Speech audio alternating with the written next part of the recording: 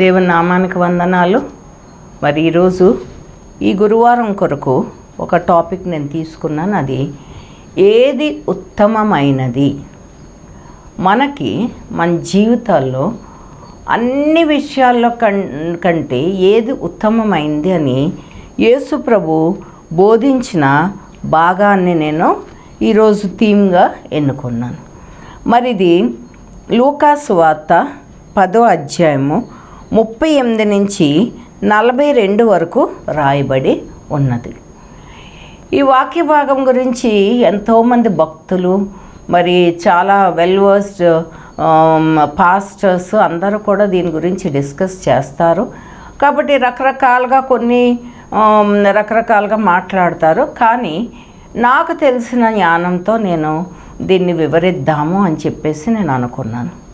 అయితే ఇక్కడ మనం చదువుకుంటే ఆ వాక్య భాగము లూకా సువార్త 10వ అధ్యాయము 38 నుంచి 42 వరకు మనం చదువుకుంటూ నేను ఈ వాక్యాన్ని వివరిద్దాం అనుకుంటున్నాను. అంతట వారు ప్రయాణమై పోచుండగా ఆయన ఒక గ్రామంలో ప్రవేశించెను.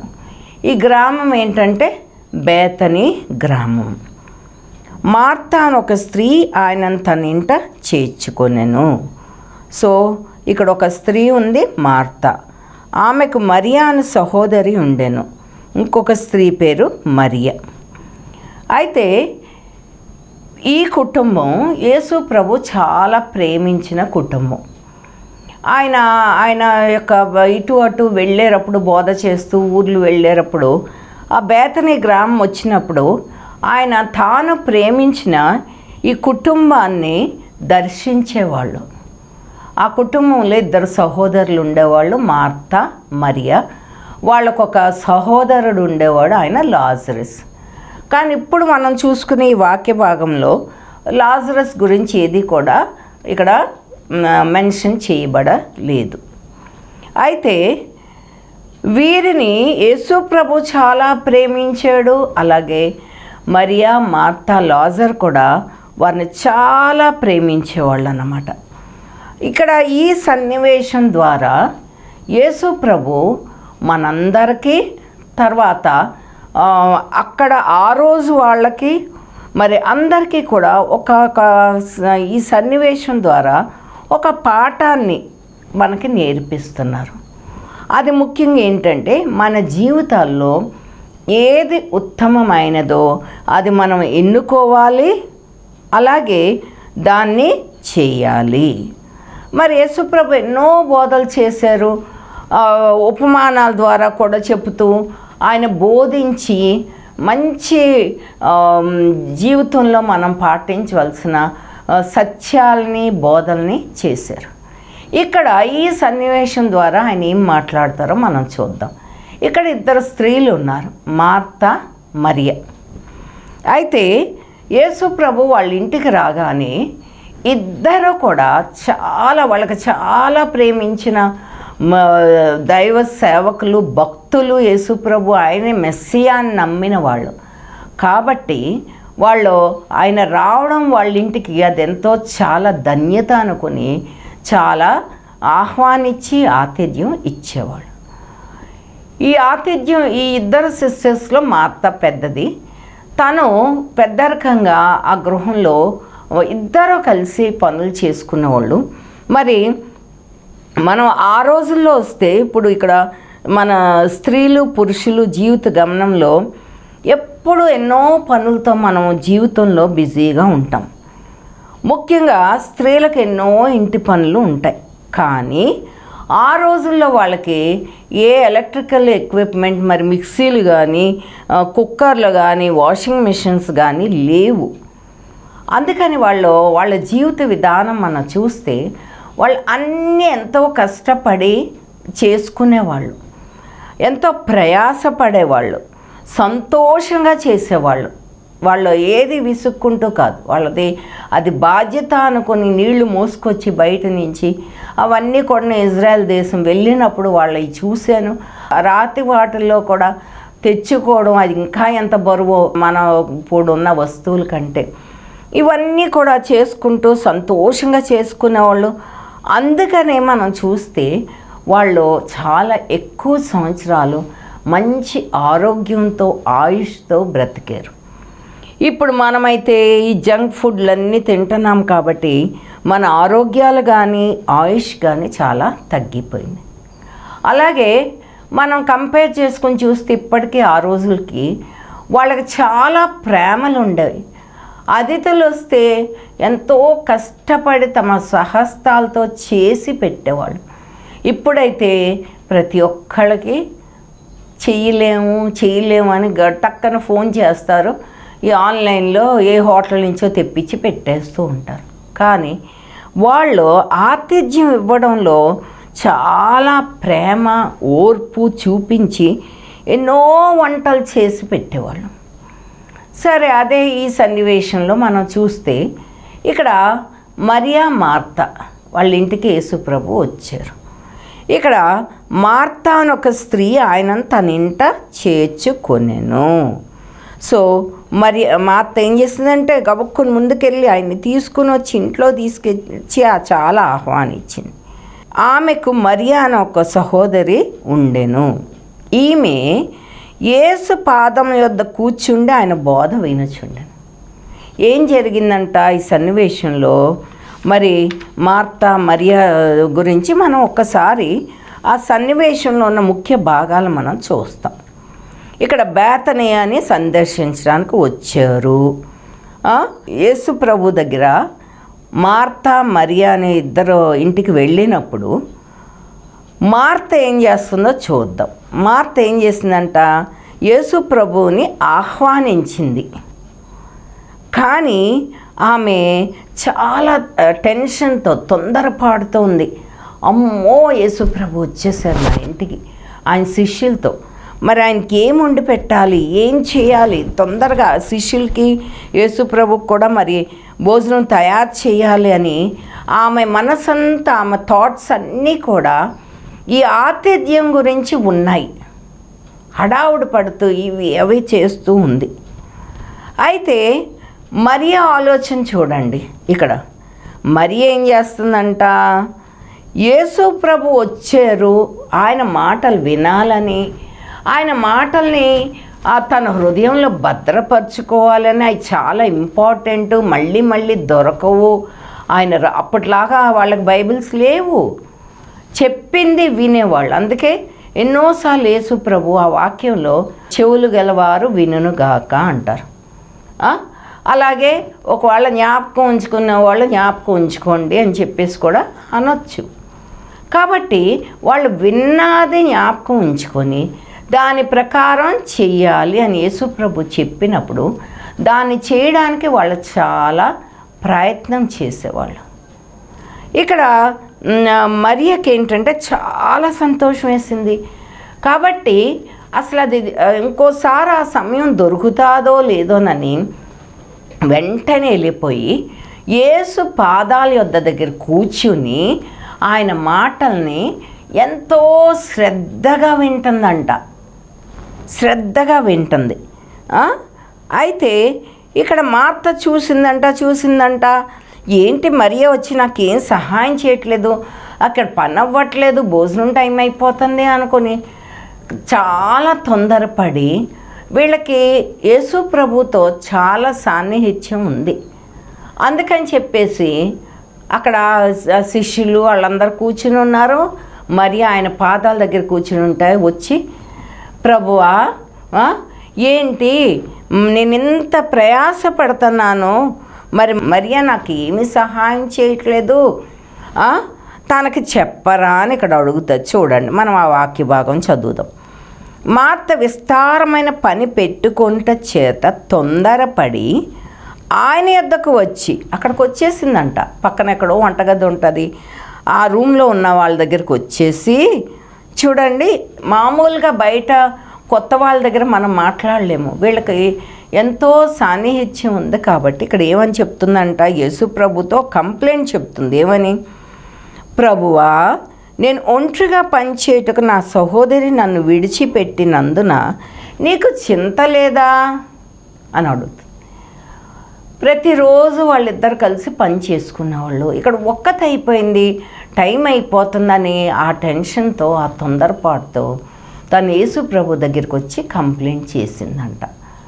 ఏ రకంగా మనం సొంత వాళ్ళ దగ్గర అలా మాట్లాడినప్పుడు ఆ సొంత వాళ్ళు ఏమంటారు, అమ్మా మరియా ఇల్లమ్మా, ఆ అక్క చాలా శ్రమ పడుతుంది, వెళ్ళి సహాయం చేయని అంటారని అనుకుని తను పాప నిస్సహాయంగా, తన పరిస్థితి కూడా మనం అర్థం చేసుకోవాలి, చాలా నిస్సహాయంగా వచ్చి అడిగిందంట.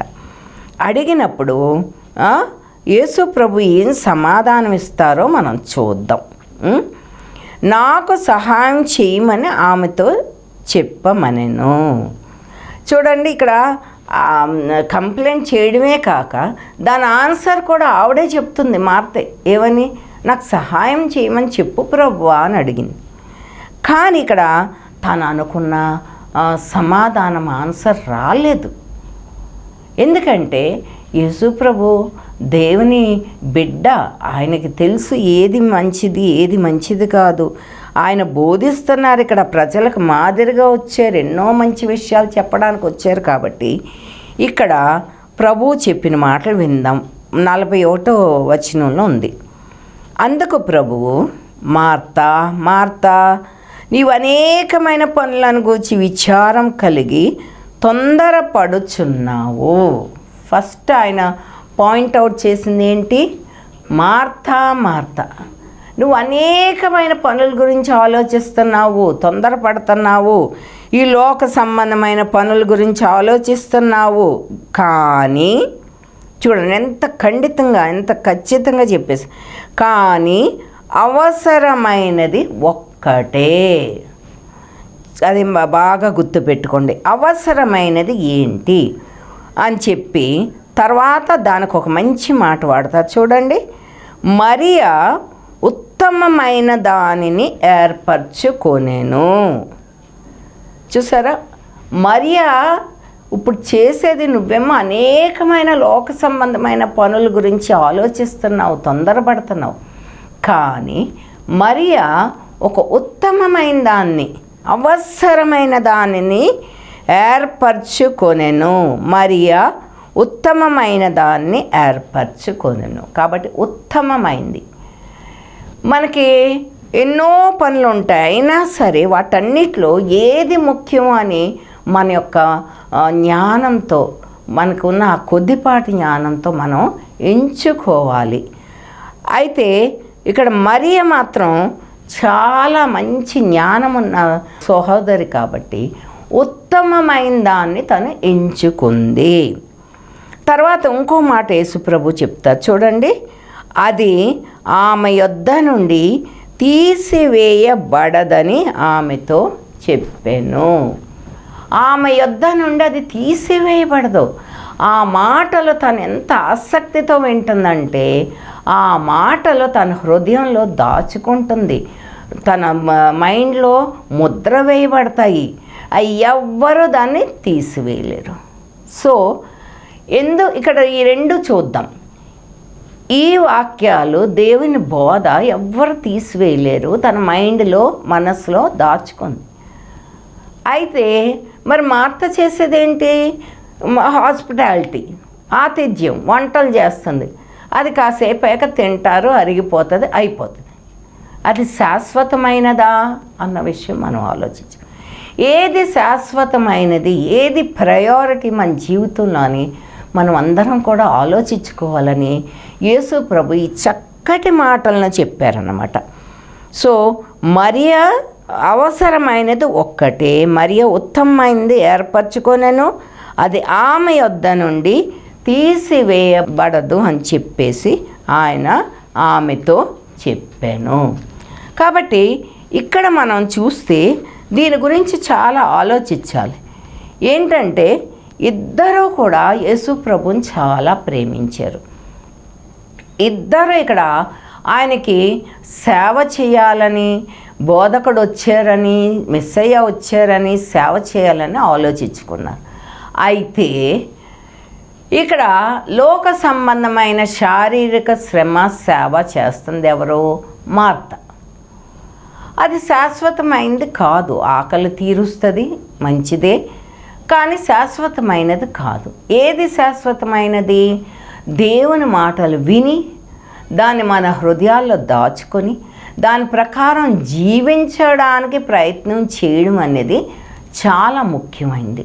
కాబట్టి ఈ సన్నివేశం ద్వారా యేసు ప్రభు ఈ యొక్క బోధని వారికే కాదు, అక్కడ చేరిన వారికే కాదు, మరి మనందరికీ కూడా అవసరమైన విధంగా ఇక్కడ చెప్పారు అని మనం గుర్తు చేసుకొని మన జీవితాల్లో కూడా ఏది ప్రయారిటీ, ఏది మనం సెలెక్ట్ చేసుకోవాలని చెప్పేసి మనం ఆలోచించుకోవాలి. తర్వాత ఇక్కడ మరియ పరిస్థితి చూడండి. మార్తేమో చాలా తొందరపాటు. మనం అందరం కూడా ఇక్కడ నేను ఒక చిన్న విషయం చెప్తాను. మరి ఇంటికి గృహాలకి గృహ కూడిక అని పిలుస్తూ ఉంటాం కదా మనం పాస్టర్స్ని. మన ఇంట్లో ఏదో ఒక థ్యాంక్స్ గివింగ్ ప్రేయర్ పెట్టుకుంటాం, గృహాలు పిలుస్తాం. పిలిచినప్పుడు ఆ ఇంటి యజమాని, ఆ ఇంటి యజమానురాల మైండ్ అంతా కూడా ప్రార్థన కోసం పిలిచారు. అక్కడికి వచ్చిన ఆ పాస్టర్ గారు కానీ దైవజనులు ఎవరు వచ్చినా ఏం చెబుతున్నారు ఏంటి అని అది వాళ్ళైతే వాళ్ళు వినరు. వాళ్ళు అనుకుంటారు, వచ్చిన వాళ్ళకి అనుకుంటారేమో కదా. ఆలోచించుకోండి మన ఇంటి పరిస్థితులు కూడా. ఆ వచ్చిన వాళ్ళకి మనం ఏదో వాక్యం వినిపిస్తున్నాం, భోజనం పెట్టి పంపిస్తాం అనుకుంటారేమో. ఎంతసేపు ఈ ఫోన్ పట్టుకొని వాళ్ళు వచ్చారా, ఆ ఫుడ్ వచ్చిందా, లేకపోతే లోపలికి వెళ్ళి వాళ్ళు రెడీ చేస్తున్నారా లేదా అంటే ఇంకా కొంతమంది మరి అంటే కొంతమందికి ఏదో హెల్పర్స్ ఉంటారు, బయట నుంచి పిలవగలిగిన శక్తి ఉంటుంది. కానీ నేను చాలా పేద గృహాలని దర్శించాను. వాళ్ళు పాపం కష్టపడి వండుతూ ఉంటారు, కానీ వాళ్ళనే చూసాను ఎంతో ఆసక్తితో పొద్దున్నే లేచి తయారు చేసేసి అన్నీ రెడీగా పెట్టుకుని ఉంటారమ్మా. అది భలే ఆశ్చర్యం వేసేది. చాలా చిన్న దాంట్లో బడాయిలు పోయి పెద్ద విందు చేయాలన్న ఆలోచన లేకుండా నిజంగా ఆ ఒక్కొక్కళ్ళ ఇంటికి దర్శించినప్పుడు పాపం వాళ్ళు పులిహార కూడా చేసి చాలామంది పులిహారలు చేసి పెట్టేవాళ్ళు.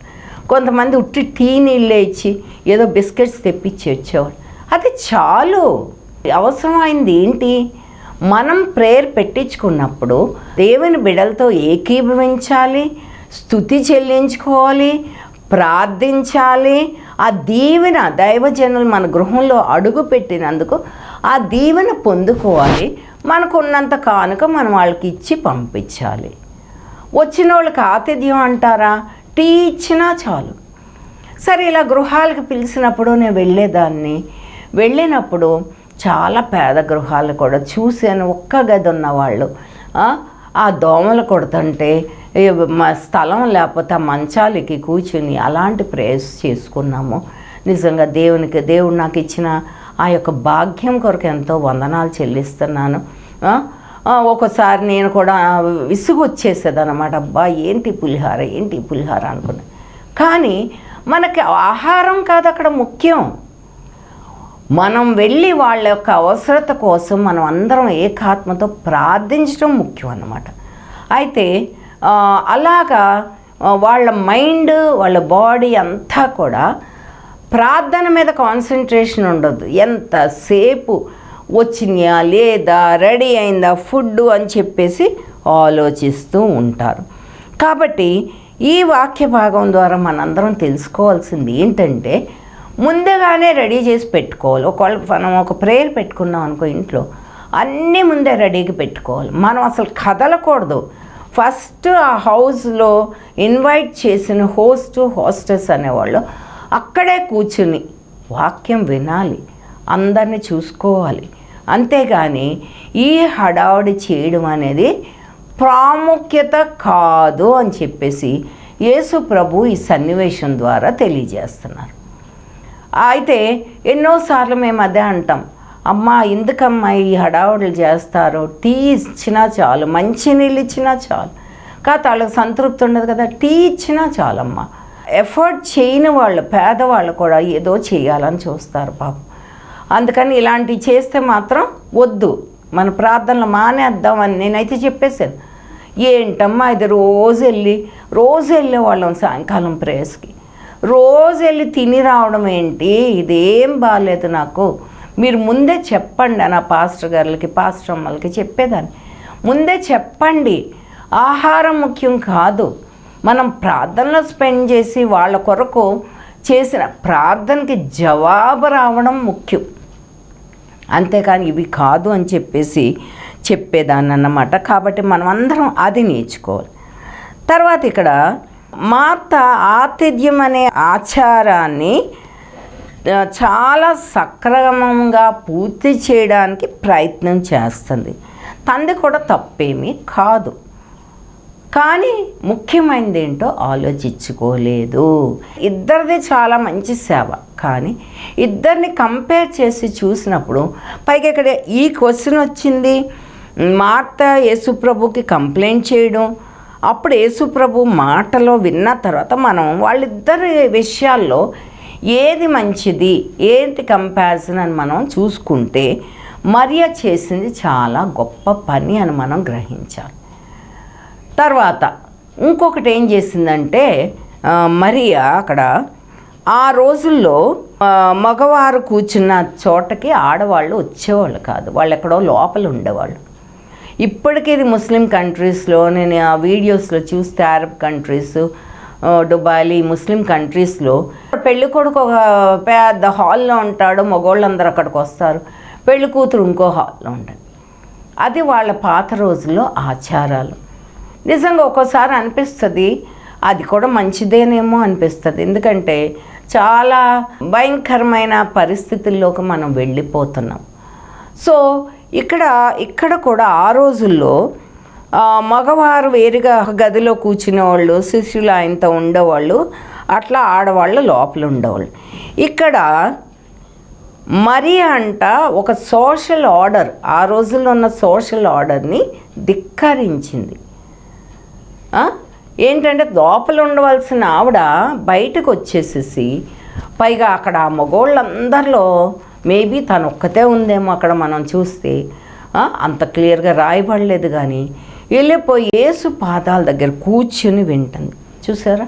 ఇప్పుడు ఇక్కడ మనం ఆలోచించాల్సింది ఏంటి, తనకి ఎంత ఆసక్తి ఉంది దేవుని మాటలు వినాలని.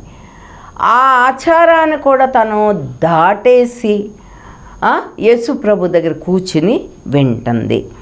యేసు ప్రభు ఇక్కడ మరి ఒక్క తృష్ణని గమనించారు, ఆవిడ దేవుని వాక్యం కొరకు గల ఆసక్తిని గమనించి అందుకే ఆయన మరియని సపోర్ట్ చేస్తూ, తర్వాత కరెక్ట్గా న్యాయం చెబుతూ, మరియ చేసింది మంచిది, ఉత్తమమైనది, అదే మనం అందరం కూడా ఉత్తమమైన వాటిని మనం ఎన్నుకొనాలి, అంతేగాని ఆశ్వాసితమైనవి అనవసరమైన వాటి కొరకు మనం సమయాన్ని, మన యొక్క శ్రమని వృధా చేయకూడదు అని చెప్పేసి యేసు ప్రభు చెప్పడం మనం చూసాము. ఇది నూతన నిబంధనలో ఉంది ఈ వాక్యం, ఉత్తమమైనది ఏంటి అని. అలాగే పాత నిబంధనలో కూడా అదే వాక్యాన్ని మీకా ప్రవక్త చెప్తారు. మీకా ప్రవక్త అదే వాక్యాన్ని చెప్తారు, అదేంటో కూడా మనం చూద్దాం. అదే మాట అక్కడ మీకా ప్రవక్త ఉపయోగిస్తారు. అయితే మీకా గ్రంథము 6వ అధ్యాయము 6 నుంచి 8 వరకు చదువుకుందాం. ఇక్కడ కూడా మీకా ప్రవక్త ఏది ఉత్తమమైనది, ఏది శ్రేష్టమైనది అని చెబుతూ ఇక్కడ ఏం చెప్తున్నారంటే చూడండి, ఏమి తీసుకొని వచ్చి నేను యెహోవాను దర్శింతును, ఏం తీసుకొని వచ్చి మహోన్నతుడైన దేవుని సన్నిధిని నమస్కారం చేతును. ఇక్కడ ఏది తీసుకొని దేవుని దగ్గరికి రావాలి అని చెప్పేసి చెప్తున్నారు. నువ్వు వేల కొలది పొట్టేళ్ళను, వేలాది నదులంత విస్తారమంత తైలంను ఆయనకు సంతోషం కలుగజేయినా, నా అతిక్రమణకై నా జ్యేష్ఠపుత్రుని నేను ఇత్తునా, నా పాప పరిహారంకై నా గర్భఫలంను నేను ఇత్తునా అని చెప్పేసి ఇక్కడ మీకా భక్తుడు చెప్తున్నాడు. చూడండి, గర్భఫలమా, దహన బలుల, ఏడాది దూడల, వేలాది పొట్టేళ్ళ, జ్యేష్ఠపుత్రుడా, గర్భఫలమా, ఇవన్నీ ముఖ్యం కాదు. కానీ ఏం ముఖ్యం అంటున్నారు? మనుషుడా, ఏది ఉత్తమమో అది నీకు తెలియచేయబడి ఉన్నది. న్యాయంగా నడుచుకుంటయు, ఏంటంట, న్యాయంగా నడుచుకుంటయు, కనికరంను ప్రేమించుటయు, దీన మనస్సు కలిగిన దేవుని ఎదుట ప్రవర్తించుటయు, ఇంతే కదా యెహోవా నిన్ను అడుగుచున్నాడు. చూసారా, ఏది ఉత్తమమైంది? న్యాయంగా ప్రవర్తించాలంట, కనికరాన్ని ప్రేమించాలంట, దీన మనసు కలిగి ఉండాలంట. నీ దేవుని ఎదుట అలా ప్రవర్తిస్తే యెహోవా అడిగేది అలాంటి ప్రవర్తనే. కాబట్టి మనము ఆయన కొరకు న్యాయంగా, నీతిగా, కనికరము, దీన మనస్సు కలిగి మనము బ్రతకాలి అని చెప్పేసి మీకా భక్తుడు కూడా ఇక్కడ ఏది ఉత్తమమైందో అని చెప్పి దేవుడు నిన్ను అడిగేది ఇదే కదా. సో నువ్వు ఎంత డబ్బులన్నా ఇయ్యి, ఎన్నన్నా చెయ్యి, అది కాదు ముఖ్యం. నీ హృదయాన్ని దేవునికి ఇవ్వడం ముఖ్యం. ఇక్కడ ఏమని అంటున్నారంటే మనము ఇది గుర్తు చేసుకోవాలన్నమాట. జ్యేష్ఠ పుత్రుడు కాదు, తైలాలు కాదు, ఎడ్లు కాదు, పొట్టేళ్ళు కాదు, కానీ మన యొక్క హృదయాన్ని దేవునికి ఇవ్వాలి, న్యాయంగా బ్రతకాలి, నీతిగా బ్రతకాలి అని చెప్పేసి ఇక్కడ మీకా భక్తుడు కూడా చెప్పిన మాటలను మనం గుర్తు చేసుకుంటూ మన జీవితాల్లో ఏది ముఖ్యమో, ఏది అవసరమైంది, ఏది ప్రయారిటీ, ఏది ఉత్తమమైనది అని మనము ఈ దినం నేర్చుకున్నాము. కాబట్టి దేవుడు మనకి ఆ ఉత్తమమైన దాన్ని మనం సెలెక్ట్ చేసుకుని అలా బ్రతకడానికి దేవుడు సహాయం చేయను గాక. ఆమేన్. చిన్న ప్రార్థన చేసుకుందాం. దేవా, మా తండ్రి, ప్రభు నాయన, ఇదిగో తండ్రి యేసు ప్రభువా, నీవు చెప్పిన బోధనలో ఎన్నో తండ్రి మర్మాలతో మంచి తండ్రి నీతిని తండ్రి సత్యాలను నీవు నేర్పించావు ప్రభా.